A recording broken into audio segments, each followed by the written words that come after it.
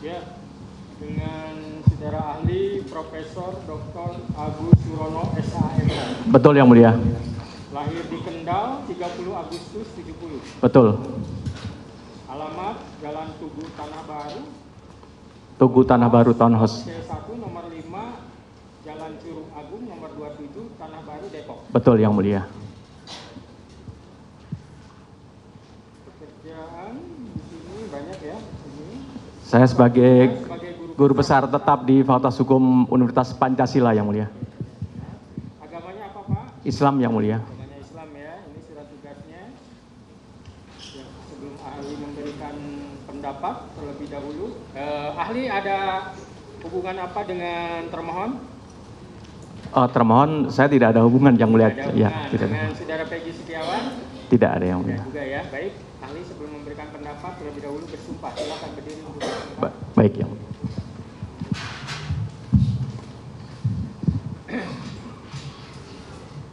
Ya, ikuti apa yang saya ucapkan. Bismillahirrahmanirrahim. Demi Allah saya bersumpah sebagai ahli dalam perkara ini akan memberikan pendapat soal-soal yang dikemukakan menurut ilmu pengetahuan saya dengan sebaik-baiknya dan sebenar-benarnya. Silakan ahli kembali duduk. Kepada pemohon mau melihat CV dan surat tugas dari ahli, silakan.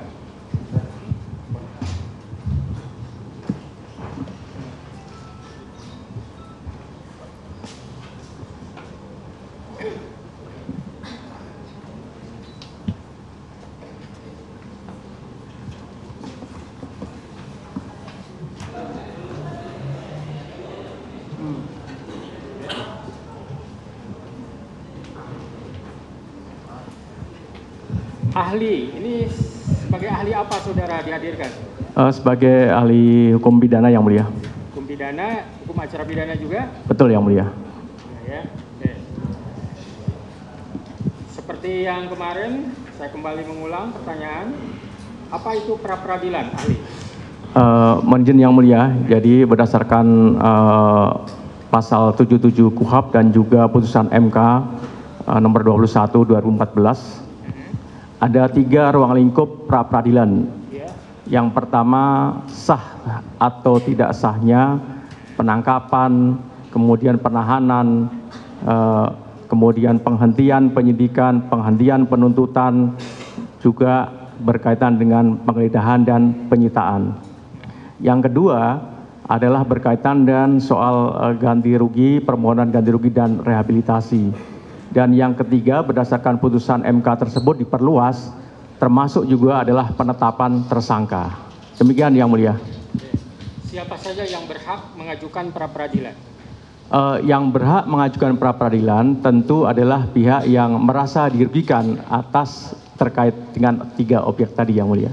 Ya, siapa aja? Yang pertama tentu adalah pihak yang dirugikan atas penetapan tersangka, kemudian adalah pihak yang juga dirugikan atas sah tidak sahnya kaitannya dengan soal penggeledahan, penangkapan yang tadi saya sampaikan yang mulia.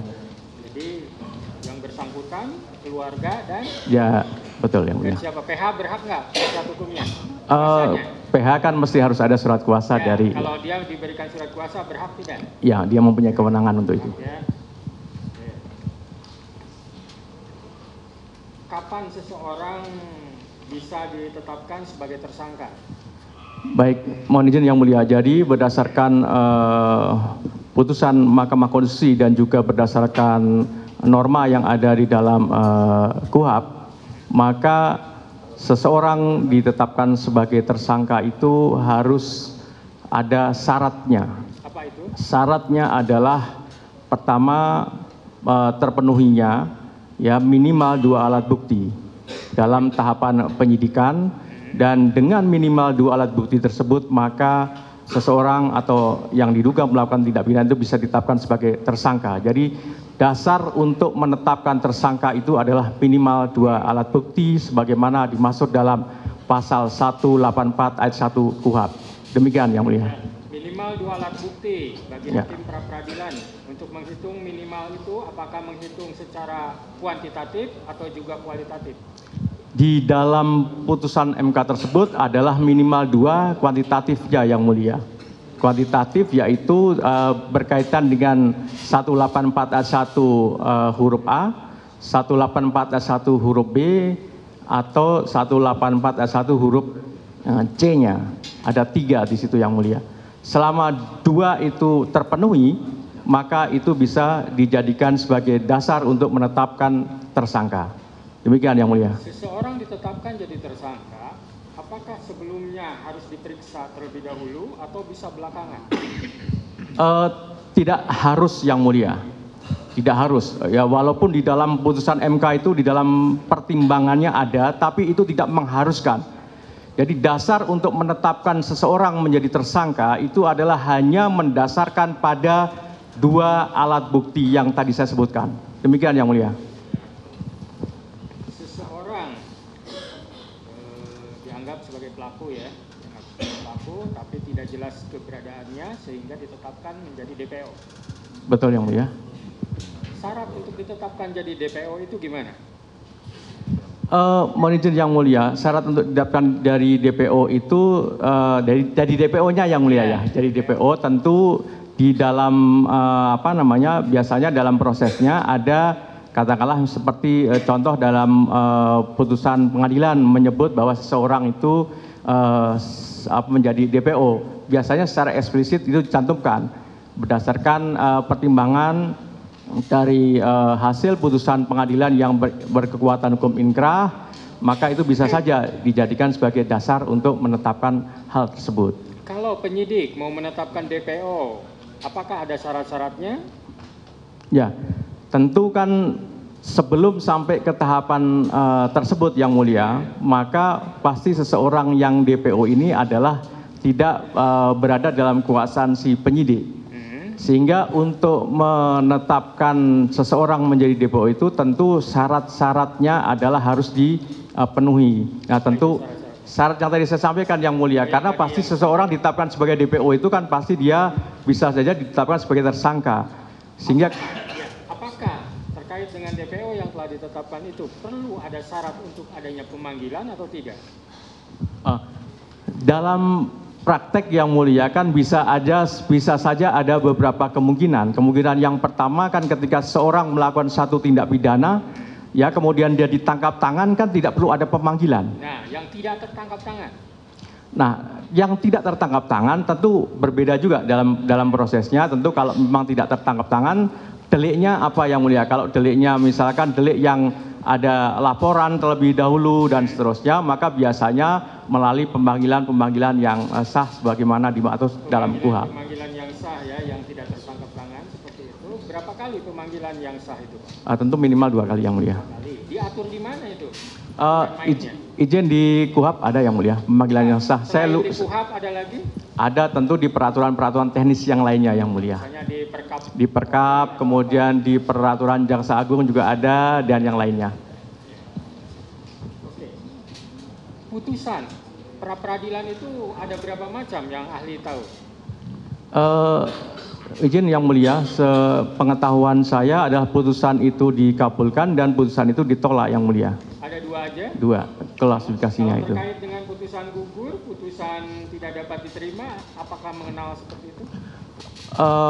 Putusan gugur, putusan tidak terima, maka kemudian itu ada implikasinya kaitannya dengan dicabutnya permohonan pra-peradilan, atau kalau yang gugur itu sudah masuk kepada pokok perkaranya yang mulia. Tadi saudara mengatakan putusan tidak dapat diterima itu yang dicabut. Putusan tidak dapat terima. Alasannya apa? Alasan ya karena tergantung dari konsekuensinya, kan tergantung dari pihak pemohonnya yang mulia. Seperti kemarin kasus yang di Jakarta Selatan yang Firly Bahuri dinyatakan putusannya tidak dapat diterima. Saudara mengikuti itu? Tidak dapat diterima karena memang menurut penilaian dari hakim pra-peradilan itu adalah tidak bisa dibuktikan oleh pihak pemohon, begitu yang mulia. Kalau tidak dapat dibuktikan itu masuk ke materi, apakah tidak bersinggungan dengan ditolak? Mohon izin yang mulia, maksud saya yang berkaitan dengan dalil-dalil pra-peradilannya yang mulia. Kalau permohonan itu misalnya mencampur adukan antara materi pra-peradilan dengan materi pokok perkara, apa putusannya?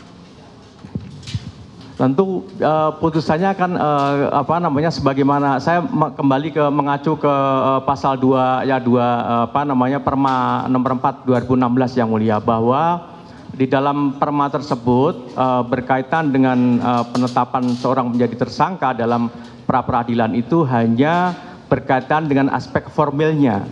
Apakah dalam penetapan tersangka itu sudah memenuhi kualifikasi minimal 2 alat bukti tadi ataukah tidak? Itu yang berkaitan dengan hal itu, sehingga tidak memeriksa mengenai yang berkaitan dengan pokok perkaranya. Di dalam lembaga pra-peradilan itu hanya berkaitan dengan 3 objek tadi yang saya sampaikan, dan khusus untuk penetapan tersangka itu hanya juga untuk pra-peradilan ini hanya untuk berkaitan dengan aspek formilnya saja, bukan masuk kepada soal materi perkaranya. Apakah dalam permohonan pra-peradilan bisa dikenal permohonan atau kabur, obscurable, seperti halnya di perdata? Permohonan kabur itu karena dalil-dalil yang diajukan oleh pemohon itu dicampur adukkan antara hal-hal yang berkaitan dengan formil dan materialnya yang mulia. Ya. Apa itu putusannya kalau terjadi hal yang seperti itu? Putusannya tentu karena kabur ya yang mulia ini, jadi intinya saya ingin menyampaikan bahwa dalam putusannya itu tidak dapat diterima karena dalil-dalil yang disampaikan itu tidak jelas ya, berkaitan dengan aspek yang formil, dan kemudian ada juga yang berkaitan dengan aspek materialnya yang mulia. Terkait dengan penyusunan petitum permohonan. Terkait dengan petitum permohonan, apa petitum yang baik itu yang seperti apa menurut ahli? Mohon izin yang mulia, sepanjang pengetahuan saya petitum yang baik itu harus runtut dan sejalan dengan dalil-dalil posita yang disampaikan oleh pemohon yang mulia. Kalau tidak sejalan? Tidak sejalan tentu tidak baik yang mulia. Kalau ada alat bukti yang diajukan, apakah hakim pra-peradilan hanya bisa melihat buktinya secara formal, melihat fisiknya aja, atau juga menelaah ke dalam materinya? Ya, mohon izin yang mulia. Jadi tentu hakim pra-peradilan itu tadi saya sampaikan bahwa yang karena ini adalah menyangkut terkait dengan soal aspek formilnya yang mulia, maka proses yang berkaitan dengan objek tadi, soal masalah pembuktian berkaitan dengan permohonan pra-peradilan tadi itu menyangkut soal masalah formilnya, dalam hal ini adalah kuantitas dari alat bukti itu sudah dipenuhi ataukah tidak. Demikian yang mulia.